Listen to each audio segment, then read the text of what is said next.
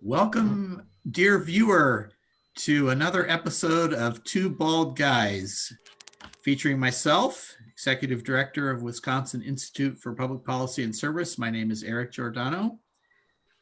And I'm Dave Anderson. I'm a Senior Policy Fellow at WIPS. Eric, tell us a little bit about WIPS. Right. Well, WIPS was founded in 2007, and we are a unit of the University of Wisconsin system. Our mission is to educate and engage citizens, develop future leaders, and help communities address issues that they care about. I notice you haven't commented on my background today, but I just want to share with you that this is my ancestral homeland from the Giordano side of the family outside of an island called Ischia. So anyway, that's where I imagine I am right now. Wonderful. So Dave, we're now in our third incredible week of Two Bald Guys, and please tell us, what have you learned personally that you want to pass on to our viewer?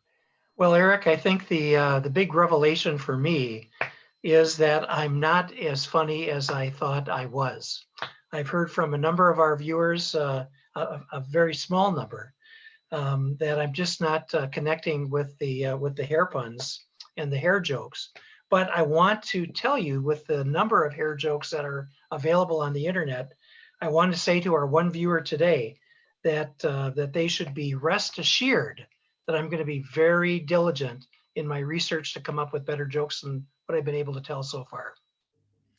Wow. You know, I could have told you that that issue about not being funny, but anyway, nice one. And, you know, Dave, since you're only as good as your last haircut, I think it's fair to say that you've pretty much reached perfection. So great job. Thank you, Eric. Hey, Luke, can I get a rim shot? Where's the rim shot, Luke? All right, never mind. But anyway, if you have a story idea for us or a hair splitting joke or pun, we'd love to have you share it with us. Please send it to info@wips.org. That's info@wipps.org. Well, we want to acknowledge, dear viewer, that last week we had a few technical problems. I think someone asked us, why does it sound like you were talking over each other? And aside from the fact that that's actually what we normally do, is talk over one another, we actually were having some internet delay issues, and we apologize. It's just one of those wonderful facts about, you know, in this COVID era and trying to use Zoom and other platforms. But speaking of technical errors, we're also really apologetic once again for the second week in a row. We ran out of time for a mystery guest, so we promised last week that we would reveal our mystery guest today. So I'm wondering, Luke, if you can reveal our mystery guest. Greetings, Dwayne "The Rock" Johnson. Mr. Johnson, it is a huge honor to have you with us. We really appreciate you coming, especially for a third straight week, and hang tight because we're going to get to you in just a minute. All right, Dave. Well, Eric, it's time for another one of those hard-hitting stories of the week. We'll now turn to our favorite producer and that representative of an attractive younger demographic that we're trying to reach out to, Luke Rudolph. So what story have you spent researching hours for us this week, Luke? All right, you guys, I've got an interesting one. We are once again focusing on the intersection of animals and technology. The Franklin Park Zoo in Boston welcomed back an escaped peacock thanks to the quick thinking of a Boston police officer who used his phone to play a peacock mating call and lure Snowbank the peacock to an enclosure. Kudos to the officer and Snowbank the peacock. You know, that really is an amazing story, and it just goes to show you how dispensable these smartphones with internet access have become. I would just say really kudos to the officer for being so creative to even think about accessing what the mating call of a peacock really is. You know, Eric, when I was a kid growing up in northern Wisconsin, my grandfather with whom we lived actually had a game farm. I was raised with peacocks. We had peacocks strolling around our yard all the time when I was a kid. Well, Dave, that actually explains a lot. Raised by peacocks. I'm starting to get it now. Luke, is it possible that next week we could have a story that doesn't involve animals? Let's see. Well, I'll see what I can do. All right, thank you. Well, we're going to get right to our featured guest, and we want to mention that our originally scheduled guest for this week was Paul Carver, a senior policy fellow at WIPS, but unfortunately, Paul was hospitalized yesterday and could not join us today. Fortunately, I've spoken to him personally. He's doing well and recovering. He doesn't have COVID, in case you're wondering, and he's actually in good shape, but he just wasn't quite ready to join us. And so we wish Paul well and his family in that recovery. And that makes us all the more grateful to present our pinch hitting featured guest today.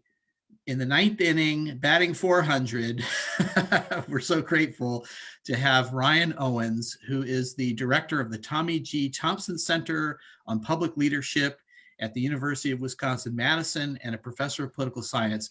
Welcome, Professor Ryan Owens. Hey, thanks for having me. You know, that peacock, that was actually NBC's ratings going away. And I had to go back and get them. All right, good. We're looking for a hair pun too from you, okay? So. Oh yeah, I got one for you. Oh, okay. Which one of you guys is the tortoise and which one is the hare? Yeah, that's a good one. I don't know. Well, we got to get to the root of this. All right. Luke, where's that rim shot? Yeah, that would have been perfect. I'll be all right. Yeah, right.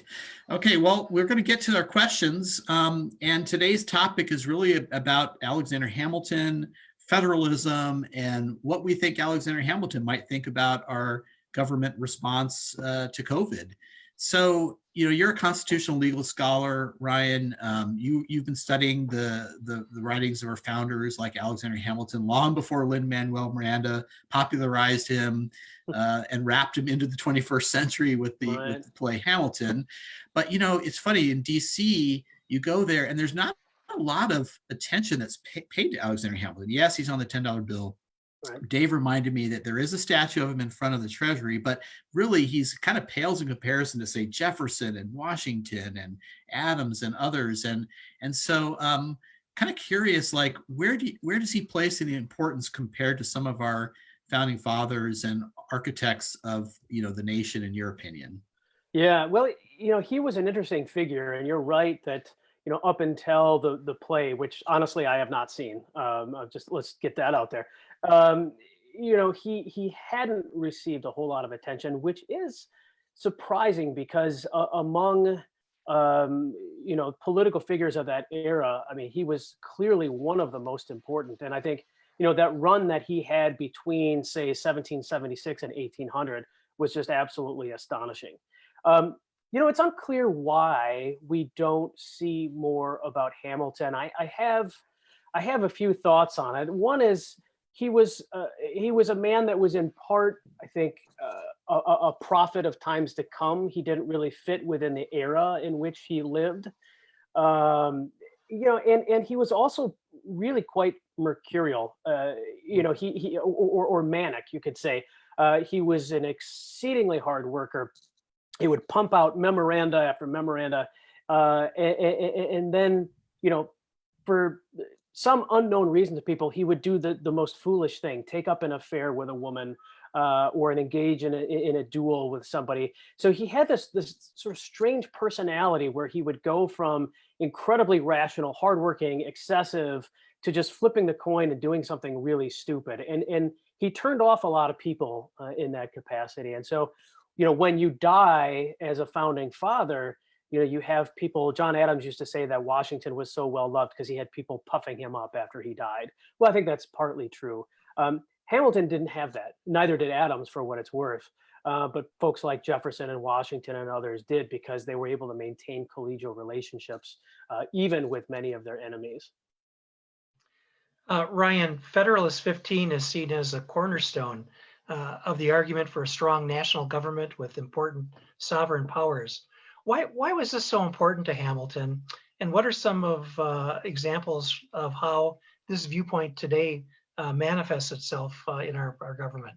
Yeah, so that's a great question. And there are all kinds of different ways to address this. But I mean, the first thing that we have to remember, I think, about Hamilton is that, you know, he was an immigrant to the country. He grew up in the Caribbean. He saw trade He saw the value of having a strong navy and a strong economy, whereas others who grew up in the colonies were exposed to strong notions of states' rights, state sovereignty, or colonial, local type sovereignty, I should say. Um, and so that made him a little bit different than his contemporaries. Um, you know, if you look at some of his beliefs, it's always difficult for us during our time period right now to ask the question, what would Hamilton have done? What would he have liked? What would he have disliked? Because the status quo for him was so different than it is today. Some people might say Hamilton would love how energetic and expansive the federal government is today. And they might be right about that. On the other hand, the world in which he operated was one where states were supreme, where local control was supreme. And so his positions, almost by necessity, had to look extreme relative to the status quo. So would he have been at home with what we have today? Possibly. I think he would have been ecstatic about some of our commerce. I don't think he would be thrilled with some of the budget that we have right now and the excessive debts that we run. On the other hand, he might not be quite so favorable as many think.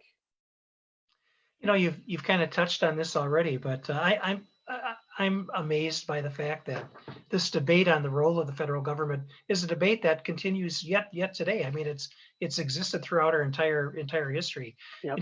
When you look back at the economic dislocation of the Great Depression, Franklin Roosevelt really redefined the role of the federal government from my perspective. And when you look at the economic dislocation that COVID-19 is causing us today, you can kind of see some parallels.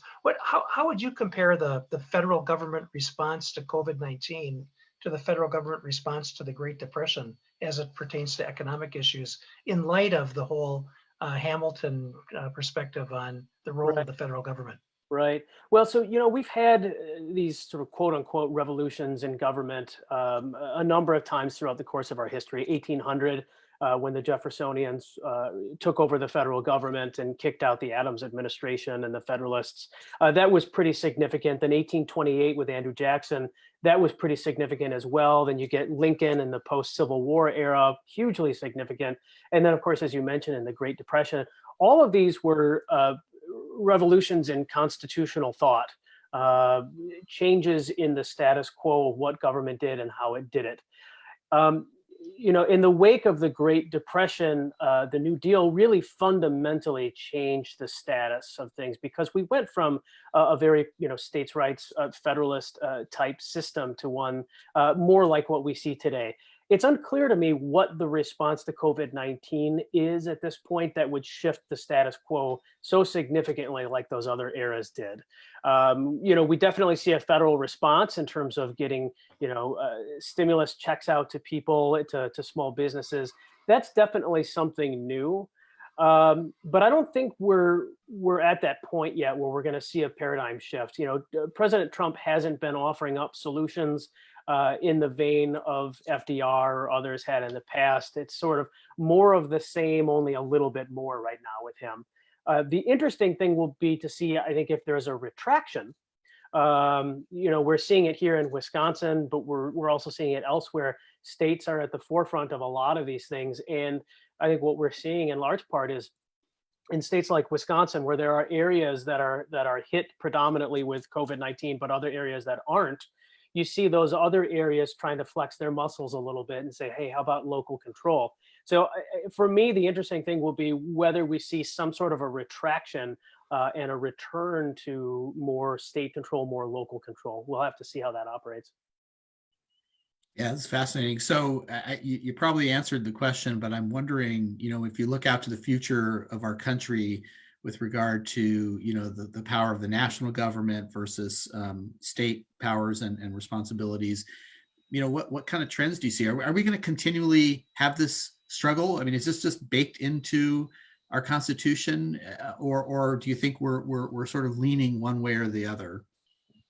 Well, we're definitely leaning towards the more national side of things, and we have been for quite some time. But I think you're right to point out that this struggle has existed since the beginning of the country, and I think it will continue to exist. Um, the Constitution is fairly ambiguous on national powers, and so with that ambiguity, of course, is going to come controversy over whether the power exists or not. So I think it's baked into the cake that we're going to have these disputes. Dave, I want to go back to a question that you asked before about the Federalist and Hamilton's arguments about needing a more powerful national government. The interesting thing about Hamilton and his writings is obviously he fervently believed in most of what he wrote. It's clear from the historical record that he wasn't a huge fan of the Constitution that they created through compromise, but he did see it as better than the status quo. But what he did in Federalist 15 was something very interesting in that he appealed to people's pride as Americans. He flattered them. He said, we can be like Europe. We can be better. We can be a monolith in the world stage. But the only thing that's holding us back right now is this stupid Articles of Confederation that we have. It doesn't allow us to do the things we want to do. So he appealed to some of their basic instincts, some of their baser interests in fame and fortune.